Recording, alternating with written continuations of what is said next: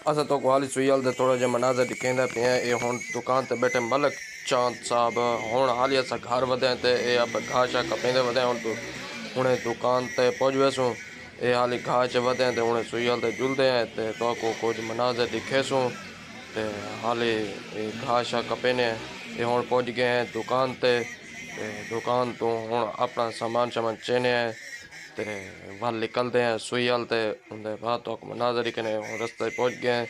ते ये हाली वड्डी रोड ते वधे हैं ते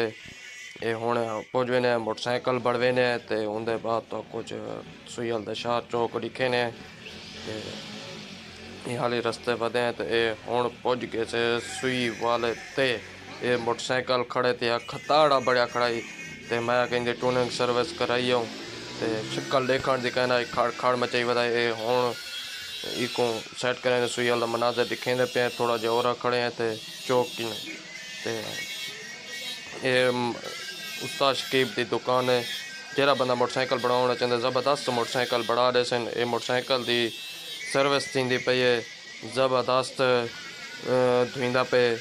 ते अल्हम्दुलिल्लाह सोहना लगता खड़े ये हुण इंदे तो बुरश मरेंदे पे सर्फ मारे ने ते उनके बाद ये हुण काबू मुकम्मल थी कि मैं दिखे ना तो को ये चूहर मोटरसाइकिल धोएंदे खड़े ज़बरदस्त धोईंदा पे अच्छा ज़बरदस्त मज़ेदार ज़बरदस्त टूनिंग सर्विस थी ये उस्ताद मोटरसाइकिल को मुकम्मल खोली बैठे उस्ताद शकीब साहब ते उनके बाद मोटरसाइकिल साफ सुथरा धोईंदा पे पेट्रोल नाल इंजन खुलिया पे इंजन खोल गए टैंक गद्दी खोल गई है उनके बाद ज़बरदस्त इनकी सर्विस थी वैसे ते साड़ा मोटरसाइकिल मुकम्मल तैयार हो गया है उनके बाद हुण पहुंच गया आप सुई वाले चौक ते मलक शौकत करियाना स्टोर दुकान ते पहुंच गए उतो आप वेने सामान गिने ए मलक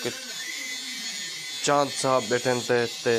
उनके बाद ये दोस्त अब बैठे थे उनके बाद सामान शामान गिनते पे ते आप रवाना थी ने ते इंशाल्लाह सारी वीडियो पसंद आई होवे लाइक करे सो फॉलो करे सो सब्सक्राइब चैनल भी करे सो लाजमी असा हुण सुई वाले चौक दे उत्ते खड़े हैं ते ज़बरदस्त ये उन्होंने गड्डी लड़ी खड़ी है जिन्हें बंदे को होलसेल रेट ते सामान दस्तियाब ज़रूरत होवे ते ओ बंदा इको कर सकते साढ़े उस्ताद खड़े ते